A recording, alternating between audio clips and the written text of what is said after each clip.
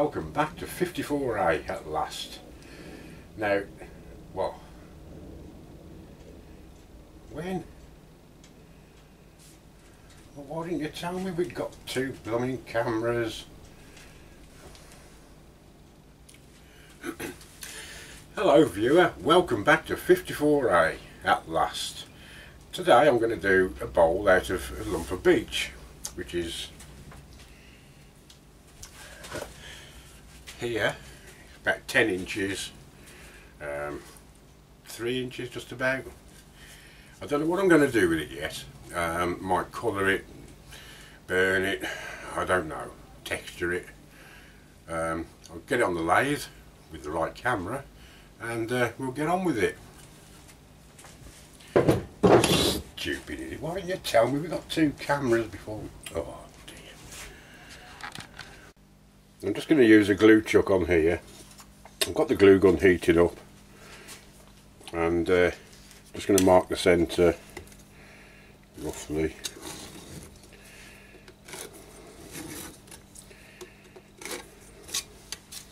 Somewhere around there then.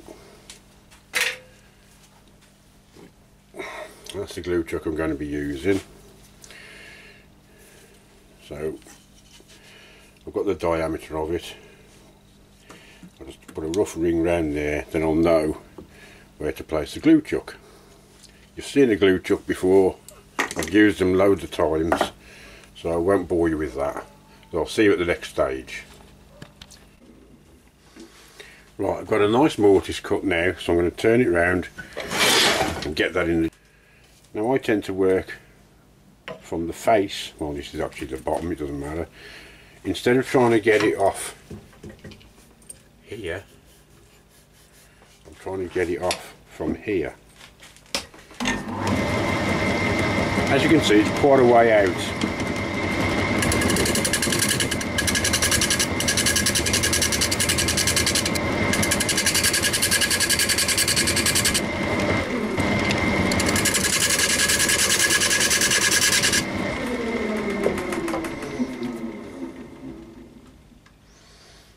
There's still a section there which proves just how off round this blank was.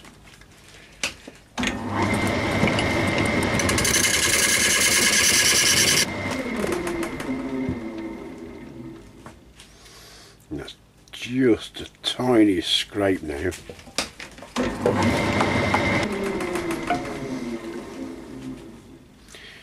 Just about got it. About 2 inches there, but it's hardly worth talking about.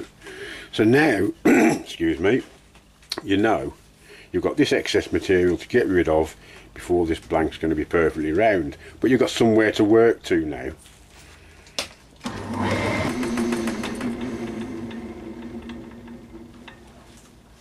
You can even start doing it the conventional way now, with your tool rest around there and using the bowl gouge, because you've got somewhere to work to now, so you can just take bits off.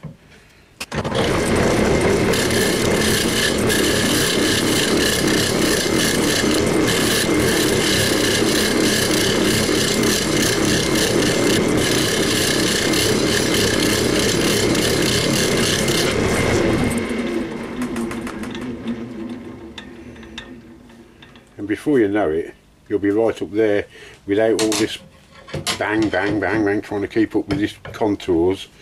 You're actually digging away, very slight shavings, very nice and light, and you'll get your perfectly round blank.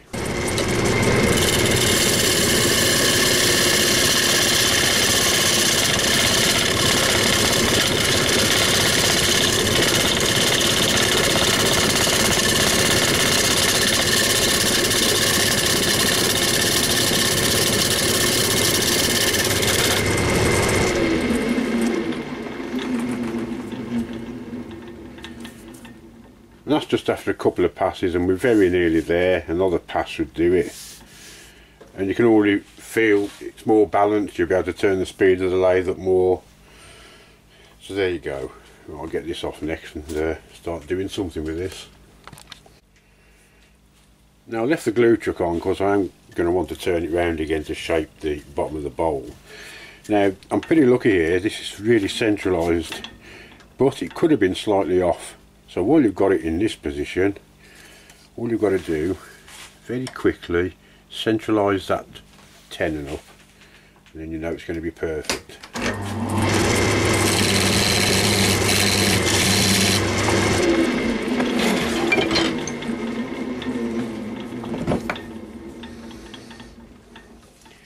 Now I know I can turn it round and it's going to be spot on, which it was anyway, but still, just to show you.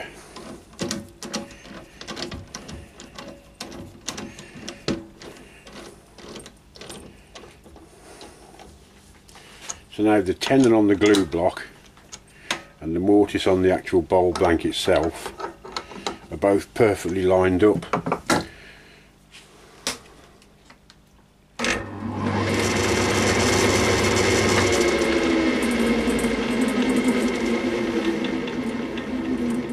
So now I can get to work putting some shape on it, on the base, get that finished off, turn it round, get rid of the glue chuck and start hollowing out.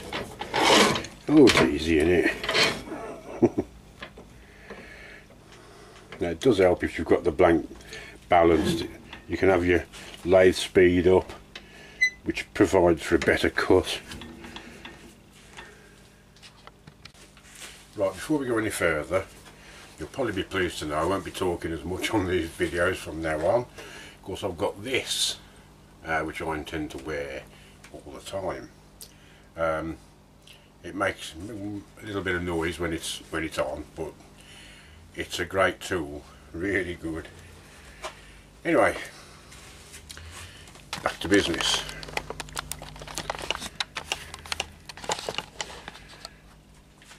I'm going to concentrate on just finishing that tenon off and this little foot here, and then put a bit of shape here before I turn it round, and I can actually finish this bit here. Then I won't have to touch that again.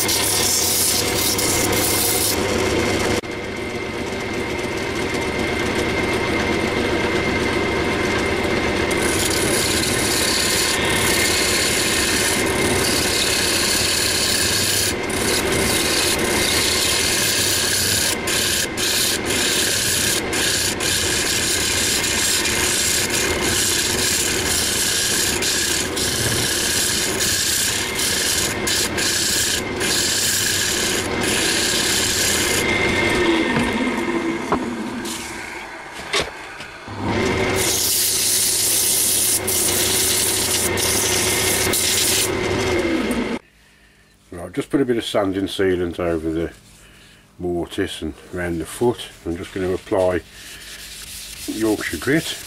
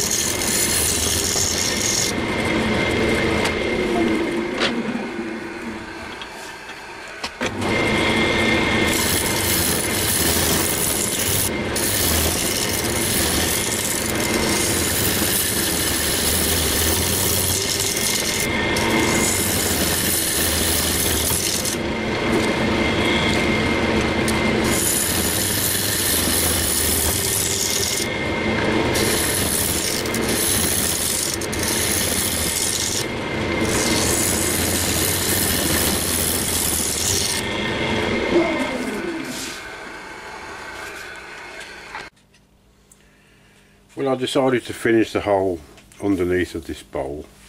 I've got it to the Yorkshire grit stage now, so I've just done that. I was thinking of colouring this, as I said at the start of the video, but there's such nice markings on it, I don't think I'm going to bother. It could take a little bit of burning, maybe, a little bit of pattern in it, or line, but as for this side, I'm just going to polish it. So back to the Hampshire sheen. Now I've got a bigger area to show you. I'm using the high gloss. I do like the high gloss. Just get a smear on the paper towel and just work it round. You can feel it on the wood, you don't need a lot. Just keep reloading the paper. So it's just a smear. Martin's got videos on how to apply this, all this Hampshire sheen range, but this is how I like to do it, and it seems to work for me. I don't know how different it is to Martin's application, but say everybody finds their own way of doing things. Now I've gone all the way around now, and you can see it's nice and dull at the moment where the polish is on. Now I should just leave that for a minute or two, have a sip of my coffee, come back and I'll buff it off and we'll see what it looks like. Right, it's ready to buff now, and I've set up an extra light so you can see the reflection better. I haven't buffed it up yet, but there's already a bit of a shine on it. So nice and gentle.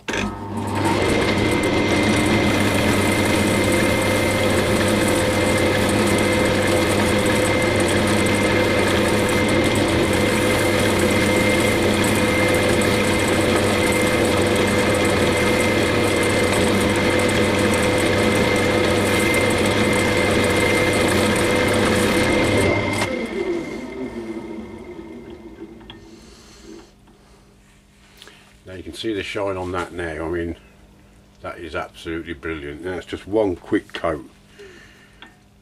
I could build it up. If I was to build it up with 2 or 3 coats, I would probably apply more pressure to the first coat to sort of burnish it right into the wood. But I could put another coat on top of that as it is, or I can press a bit harder, burnish this coat in and then put another coat on. Either way, you're going to end up with a good finish like that. To keep it nice and shiny, I'm going to put a coat of microcrystalline on now. Same kind of thing. I put it on with a lathe still, or it does say on the tin you can have it running at about 1000 revs. You don't need much, just a smear on the paper towel. Apply it all over. Just let it dry off for a few minutes, don't be too impatient, and buff that up, and the shine should, and usually does, stay there, becoming resistant to like children's fingerprints and things like that. So that's what this does, it puts a nice hard coat on it.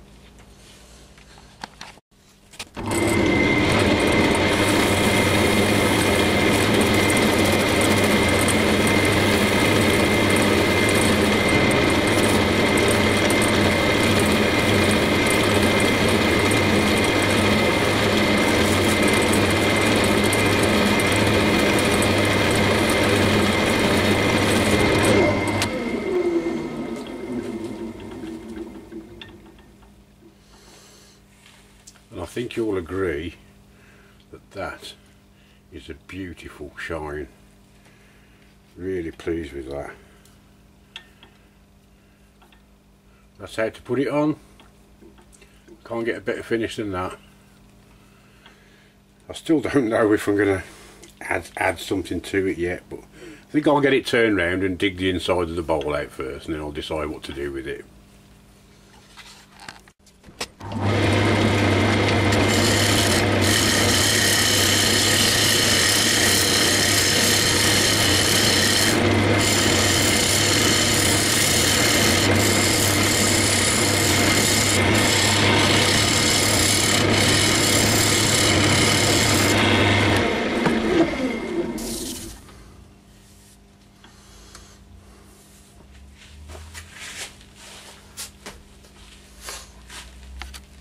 Right, I've just got a nice flat surface on it now, and now I've got to decide, do I want to rim on it or do I want to just take it thin.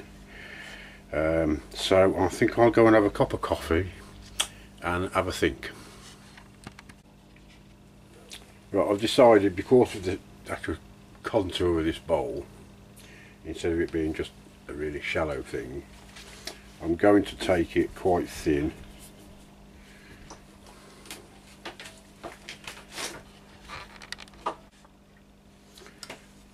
Yeah, going to take it quite thin. Got my thin parting tool. I'm going to put a line about there, I think, and take it down from there.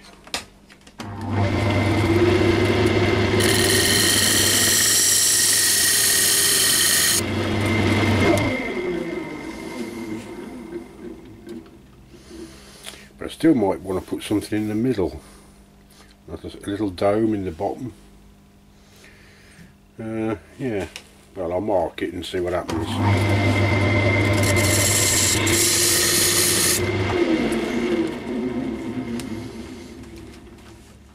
It just gives me an idea now. Now I can actually see the lines. I can sort of fathom out what to do with it. If I don't like that in the middle, I can always just scrape it out. So the next thing is to start getting rid of all this.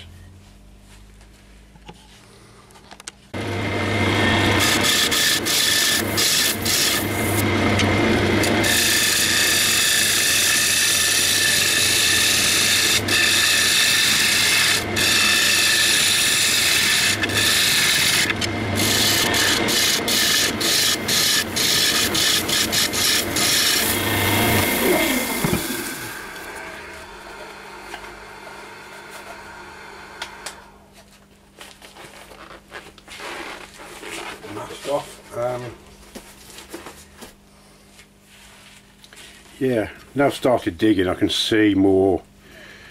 I don't like planning stuff too much, so I still don't know what I'm going to do with it. I'm just going to carry on digging, but as things progress I can get more of an idea of what I want it to look like.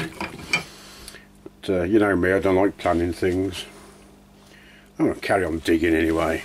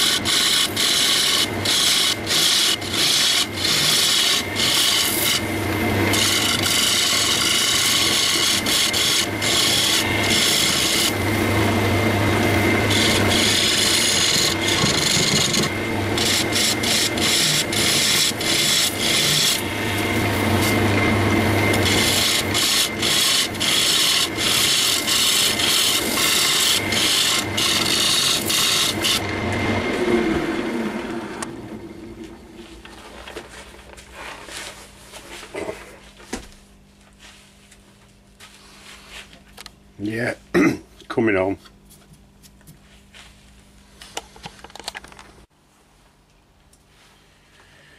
Right, I've actually left this overnight to think about it, and I've come to the conclusion. I had a little play around with a bit of colour this morning in the middle. I've come to the conclusion I'm not going to put any colour on or anything like that. I'm going to get rid of this lump in the middle. It's just going to be a nice plain bowl, because the markings on this piece of beech are pretty good. It's the best piece of beech I've ever had, actually, and it'd be a shame to ruin it, I think, or try and improve it. Can't really improve on nature, so maybe I'll try a bit of colouring and texturing on a piece of wood that's a bit plainer than this. So I'm just going to get rid of that lump, give it some finishing cuts, and then I'll show you the finished article.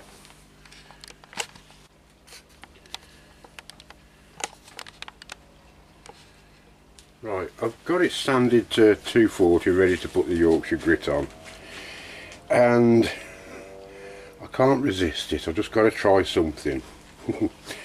And all I'm going to try and do is put a very fine burnt line right on the rim. I'm just going to put a tiny little groove in with the point of this small skew chisel and then burn a line in. And I've been sent a couple of pieces of this Formica by Norm McLaren, so thank you very much Norm for this. I've got a wire which I use for going round diameters, but it can be a bit awkward putting things on the tops of bowls or something like that, so this Formica should do the job a treat.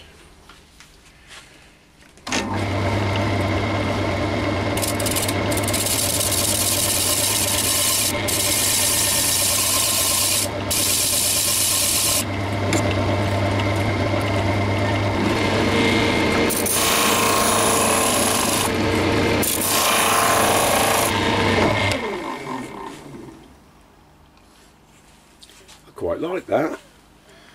It's the finest of effects. Just sets that rim off a little bit without doing anything else to the bowl. Yes. Right, Yorkshire grit, Hampshire sheen, finished. Well, there it is, finished. And isn't that a gorgeous piece of wood? It's a beautiful finish on it. Yeah, I'm really pleased with how that's come out. That little line, I think it just sets that edge off. And in the end, it just didn't need anything else doing to it. Really pleased with that. So I just make things up as I go along, but that piece of wood didn't want anything else really. So that's it, viewer. I've really enjoyed doing that bowl. I had all kinds of plans for it, colouring and burning and maybe a bit of piercing, leaving lumps in the middle, and the further I got into that, it just didn't want it. It was a lovely piece of wood, so I left it as plain as I could. Just another bowl. I like doing bowls, especially when they turn out like that. So I hope you enjoyed it, and I'll see you soon for the next one. Bye now. I still can't believe you messed me around with those cameras. Why didn't you tell me we got another camera? I'm gone for 2 or 3 blooming weeks and you've made me feel like a right blooming idiot looking into the wrong camera. I don't know how to